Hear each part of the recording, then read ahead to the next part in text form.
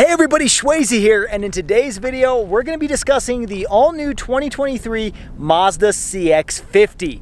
Now, we're going to be talking about the exterior, interior, and then going over all of the fun specs that you should know about if you're considering purchasing one of these vehicles. So without further ado, let's get started. Now, before we get started, I do want to give a huge thank you to the Rocky Mountain Automotive Press for giving us the opportunity to review all of these vehicles. Now, unfortunately, I didn't get all of the vehicles in today's event on camera, but this was an awesome event, and I'm going to put their information down below so you guys can reach out to them if you have any questions. And also a huge thank you to the manufacturers and press vehicles that were out at today's event for giving us the opportunity to sit behind the wheel and really test drive these vehicles. Okay, so if you're as confused as I am about Mazda's lineup, what exactly is the CX-50? Because you may be familiar with the CX-5, which is pretty much one of the best-selling compact crossovers. Well, the CX-50 kind of builds on that and is the off-road version of the CX-5.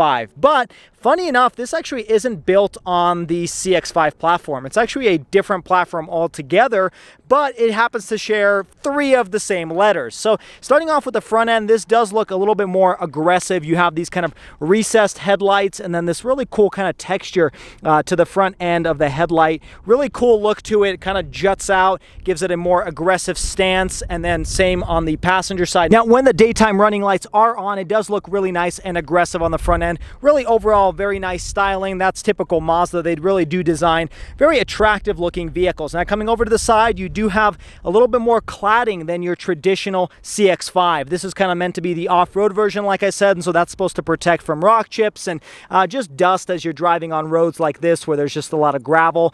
Gives it a more beefier look to it. Coming over to the side, you do have this kind of chrome touch, but everything else is blacked out. Kind of odd they chose that. And then you do have chrome over here up top.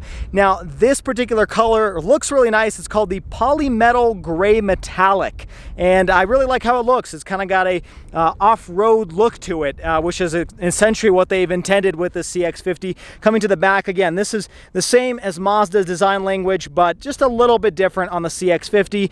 Really nice look to it. You do have more black cladding over here and then two exhaust pipes, and this is a turbocharged engine. We'll talk about engine output here in just a minute, but I wanted to give you an exterior look at this CX-50. Now, for those of you wondering what the difference is between this and a CX-5, as in why would you purchase this over the other one, well, this one is actually a little bit larger. This is 3 inches wider, and it's actually 6.5 inches longer than the CX-5. And in terms of ground clearance, it's actually about 1 inch taller. It's 8.6 inches of ground clearance. Now, this one is a little bit more expensive than the CX-5 as well, and we'll talk about that here in just a minute. Now, just like other crossovers that are converting into off-road trims, this isn't really a huge off-road rock crawling vehicle, right? Those are for the Wranglers and the Broncos.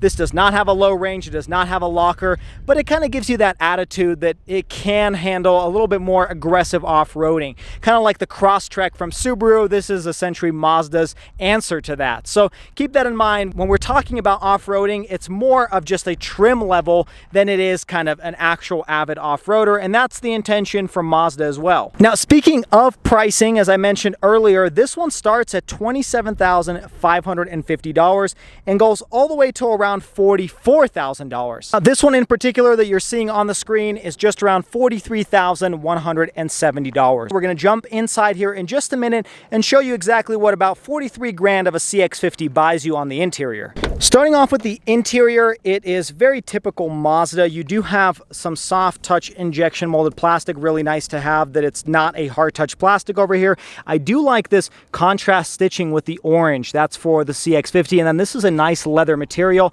This is also a leather, so really nice use of materials on the door panel, especially at this price range. There's your window switches, and then this is just a plastic grab handle with a little bit of texture to it, and then you have your speaker grill over here. Now, coming over on the inside, again, more of that contrast color carries over. You do have some orange piping and some orange stitching over here. Looks really nice and unique. I like that. These leather seats are nice. They grab you really well, and they are nice to look at as well. Now, coming over into the dash, let's climb inside because this is where it looks a little bit different than a CX-5. Now, turning the engine on, First thing I noticed was how unique this digital gauge cluster is. So let me show you what I'm talking about. You do have kind of a unique mix of digital and analog display. So the center is obviously digital, then you have kind of this aluminum bezel around it, and then you have more digital display over here. And you can kind of tell in lighting where the screen ends, but a really unique touch. You kind of mix the analog with the new school with the digital. So, and then you do have analog over here on the left and right. I'm okay with some cars not having all digital displays, and I think this one executes that very well. Now the steering wheel is also really nice, probably one of my favorite parts of this vehicle. Nice leather wrapped. It's kind of got a really luxurious look to it. You've got these silver buttons. I don't think these are aluminum, but these are silver buttons over here, but it just kind of fits into the design. Really nice job from Mazda on the steering wheel. You have your vent over here on the left hand side, and then just your buttons for your camera and your parking brake and other safety features as well. Now speaking of your camera, you can push this button and it will pull up your 360 camera. Really nice. Now, it's not as nice as some other competitors do it, where you can literally do like a 360 where you're rotating around the car like you could see on the Kia that I reviewed earlier. But nonetheless, still nice that it does come with a 360 camera. Now, before we jump down from this display, I do want to talk about its size. This is about a 10.3 inch display. And I gotta say, it does seem a little bit small. I think it's more of the horizontal width than it is kind of tall. It's a little bit narrow, but it does allow you to have a big commanding view over the road. But I do wish they made it just a little bit larger. It's pretty simple to use if you've ever used a Mazda system before. The one complaint I do have is the fact that this is actually not a touchscreen. As you can see, I'm pushing it and it's not actually doing anything. But if you turn on Apple CarPlay or Android Auto, this will then become a touchscreen, which is just odd to me. Why not just have it be a touchscreen to begin with and not have to just be in a certain mode? Now, I will say it is a bit of a far reach, so you're probably not going to use the touchscreen functionality, but at least give us that option if we choose to. So that is a bit of a quirk on the interior. Over here, you have a nice leather. I don't know if you could tell on the screen, but this is a nice leather with a little bit more of that contrast stitching. And this is really soft touch. Like, this is a injection molded soft touch, which is really nice. Actually, the whole dashboard is. There's no hard touch plastic whatsoever, but this over here is like really soft. You do have a vent over here, and then another vent, or a fake looking vent, that transfers over into the passenger side. And then this is actually a vent that a lot of people complain about because it seems a little bit out of place. I don't really have too many problems with it. I think it's just a regular looking vent. And then the passenger side, you have another vent as well. So that covers that section. Coming down here, this is a pretty simple to use climate control settings. Heated and ventilated seats for the passenger and the driver, and you do have a heated steering wheel. And then moving further down, this is a little storage bin. You do have cup holders. Coming back here, a lot of piano black plastic. These are your different driving modes: sport, normal, and off-road. And I do like that the colors change on the cluster. That's really nice. This is kind of how you control the center screen. So you move the mouse pad over here, similar to what you'd find in German cars from about 10 years ago.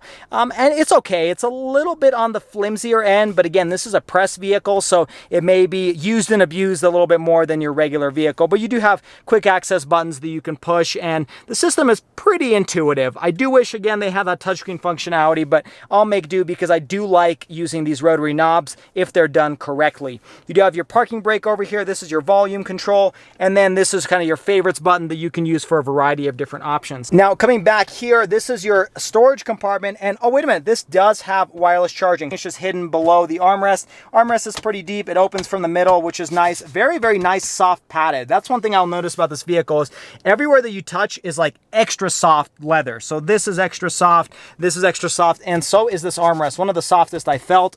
This vehicle does also come with a panoramic moonroof, which is really nice to see. Not all vehicles in this price point have a panoramic moonroof, and it does actually open. So that's another nice feature. And that way your rear passengers have a little bit more breathing room. Speaking of the rear passengers, let's jump back and show you what that looks like. Coming back here, this is where you could see they cut a little bit of cost, but again, that's normal for a vehicle in this price point. This is a hard touch plastic material, but you do have nice soft touch materials where you're going to rest your elbows. Same type of grab handle. Now coming inside, again, really nice leather seats with that same orange contrast stitching.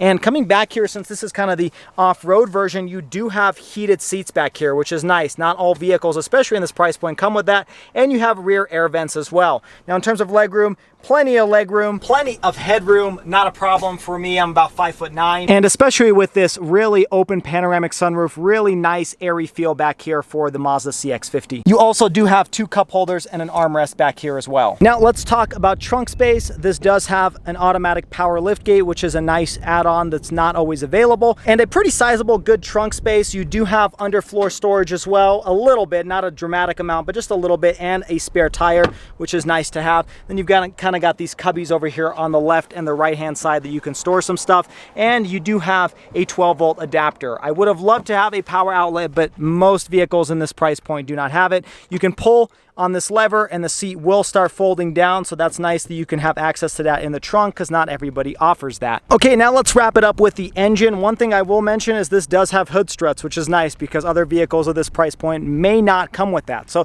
just some nice touches that Mazda added that some other competitors don't include. Now this particular vehicle comes with a 2.5 liter twin scroll turbo that produces 256 horsepower and 320 pound-feet of torque. That's a pretty sizable amount for a vehicle of this size. Now, in terms of fuel economy, you're about 23 in the city and 29 on the highway with this turbo engine, and it's about 1 MPG better on the premium gasoline. Now, you can also get this CX-50 with a more basic engine of a 2.5 liter 4-cylinder that produces 187 horsepower and 186 pound-feet of torque. Now, in terms of towing capacity, if you choose this bigger turbocharged engine, you can get upwards of 3,500 pounds. If you choose the smaller one, you're looking at just around 2,000 pounds. Okay, folks, well, there you have it. That is just a quick overview of the 2023 Mazda CX-50. Let me know your thoughts on the CX-50. Would you choose this over the CX-5? Are you kind of tired of off-road crossovers, or is this maybe your next vehicle? Let me know down in the comments below. And if this is your first time stopping by, make sure you hit that like button, subscribe to the channel, and check out all of the weekly videos. Until next time, everybody, I hope you stay schwazy, stay healthy, and have a wonderful day.